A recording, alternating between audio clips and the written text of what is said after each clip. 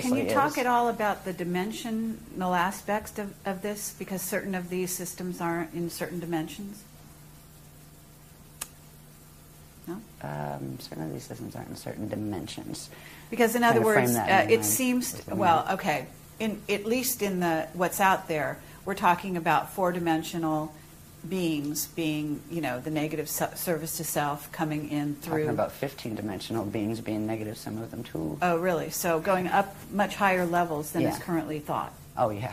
Okay, because that's interesting. That you're saying Metatron. There's a backup. Metatron, for example. Metatron is an entity. It was a Rishi entity, 15-dimensional Rishic identity, and that collective fell. But it was still on the Veka level. All right, when you get up past the Veka levels, because we have our density levels that are inside of a Veka level. Vekas go in sets of 4, and at the center is an Eka. All that stuff is inside of something called an Akasha level.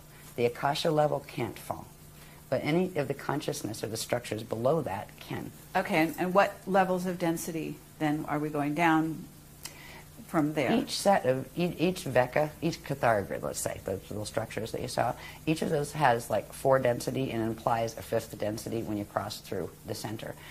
Whether you find that Akasha on the lowest densities in the Vekas or up in the highest in the structures of the Yukatharista body where it can't fall, it's all consistently, there are 5 densities and 15 dimensions to each set. They have different types of matter and different density levels of matter. Some are heavier than others and that kind of thing. So, but that part is consistent from the smallest all the way up to the largest.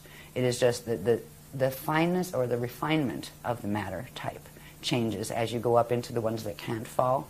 There is a refinement to the energy and the consciousness there that you don't find in the one, you know, in the lower systems, even the best of the lower systems. So that, I think that's how I would answer your question. Okay, and if you get the light beings that manifest here, that are really manifesting, in other words, they really are light beings, what level are they coming from? It depends. Could be anyone from what level up? There's an old saying that light can deceive, but sound tells the truth. Sound is the vibration, right? Okay. The encryption. It's a feel thing. You can have really beautiful light beings that are coming in the form of, that are actually FAs or fallen angelics that are coming to mess with you. You can have really, really ugly ascended ones that are really good.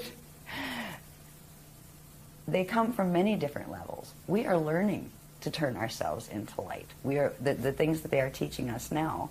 We're learning first bilocation, next is translocation, and then eventually you get to do transmigration, but that requires having certain things where you actually aren't trapped by the planetary time cycles anymore. So light beings, where do they come from? Well, they could come from here.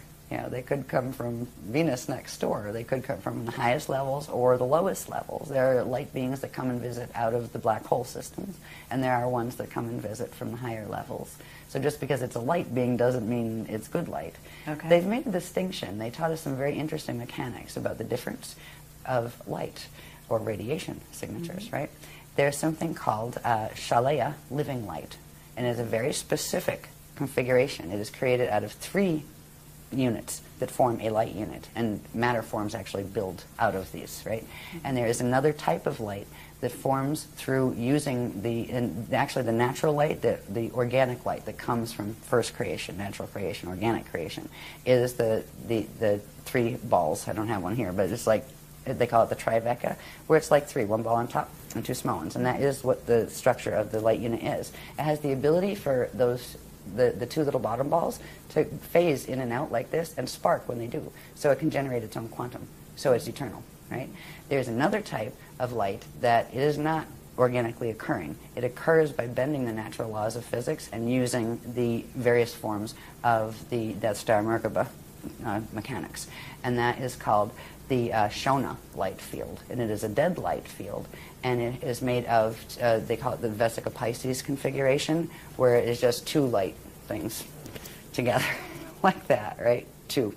And they spin, and they spark, but they have to attach to something in order to feed, or they're finite and their spin actually burns them out until they collapse and fall apart, which means the matter forms that they're built on collapse and fall apart. So they are finite light.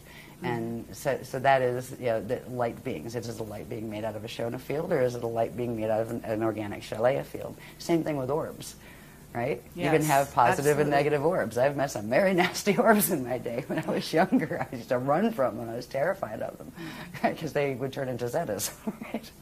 Yeah, the red ones you had to look out for with the Zetas.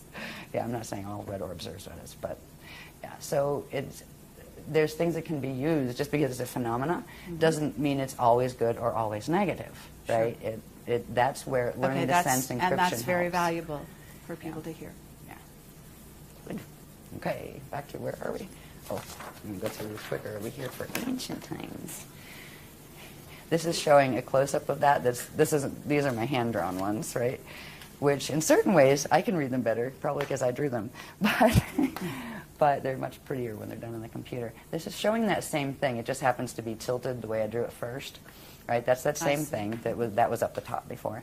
And this is showing right here where our Vecca system is, right here. But this here is pulling it out so you can look at it a little more closely. Instead of just having the natural catharogrid structure, right, which is the bones that our sphere there would be built on, there's this tilt, right? The bones are here. The natural catharogrid, that's the Aquinas matrix, which is M31 Andromeda. And this is the Milky Way. Now, we're still energetically connected through Earth, right to, if you notice there's numbers on these little centers. They're called Cathara centers. Through number 3 on the Andromeda, or the M31 grid, and number 3 Earth on this grid. They are connected. That is the link that has been holding the Milky Way connected to Andromeda. And if the host mission was to try to help the Milky Way evolve back into its natural position, because if something gets stuck like that, eventually it'll fall and be off the grids where it will become finite until it burns out as quantum. So there's always rescue missions that try to bring something back. Earth has been a place of, and so was Tara before Earth became Earth down here. There was a star here called Ashale. And that is actually the host star. The fragments of Terra were put in to begin this solar system down here in density 1. That's described a bit in Voyagers. But this is showing the offset, where this is the, say this is the north axis of M31. This is Milky Ways. They're off tilt with each other. And that actually creates distance in space-time. A couple million light years. What was it, 200 million? I forget. I used to know. Anyway. But so that's just showing in these maps. Now, you can see that just a little bit closer when you bring it in, just that little part. That shows those misalignments, where this was the natural structure, and that's the structure of the M31 Andromeda galaxy's core template, right? And these are the 12 main stargates in that universe, by the way. This is our Milky Way system. And right here on the number 3 gate, that is where they're still connected. Right? These others, there's a whole set of these that show the black hole system. It's called the Procyon black hole, and it's a mess. I mean, it's just, you can see the dynamics of how it works and the energy twists and stuff. But I'm not going into that on this one, on this particular presentation, because it takes forever. But they're just showing the offset. So, and what this translates into is that distance that we're seeing between M31 galaxy and the Milky Way galaxy. But they are one, and that is our home system. And if we are going to ascend out of the Vecca matrices, we have to ascend through there. Anything in this matrix has to go out through where it came in from, because of the encryption that you carry. You will carry the encryption of the gates you came out of, so you need to use them to go back, in the Adashi returns. So anyway, that's showing some of that. Anything more here? Yes, this just gives an idea of how this, when you put the probability, the Hara bodies, right, that form the probability sets. And if you see, look in here, we had a whole bunch of these, and bless Willa, her and Bob typeset them all the little numbers, so you know which lines, because this becomes important. We actually use drum codes to bring in very specific frequencies by using the numerical coordinates that go with the specific systems we're trying to bring the energy in from, to bounce out the ones from the black hole systems that are coming in. I mean, it's quite sophisticated, the technologies they're showing us to use. Oh, okay, we're all learning how to beat on drums, right? You can't beat on it, stomp on the ground, right? You're an energy system. Stomp, get the vibration in. But this is showing us the same thing that we were looking at before, where it shows the, you got the Arista map, right, and we're over here, but now it's showing the probability systems that we're in. So where our little Pythagorean grid is, there's actually, every one of these has a system that looks just like this, but a smaller one, right? And then every one of these inside of that has that. So you have all of these probability systems on each level. And you have what, at a certain point, you'll see there ones that are the metagalactic level. And the metagalactic level is where we're having issues with the parallel metagalaxy that goes down into the galaxy, and the black holes link in the center. And that's where, on our parallel, what's called our parallel Vecca, we are in Vecca 5, and they are in Vecca 2. That would be our parallel. They're at 90 degrees. They're actually pulling, pulling our system in. So this is just another way of looking at it, but showing not just the bones, but also showing the many, many layers, the wheels within wheels, the spheres within spheres. And these are all probability fields that interact with each other and pass through each other. So there are gate systems between all of these organic ones, and now there's wormholes that don't belong there too. So it's a really big story. No doubt about it. Sometimes I just go,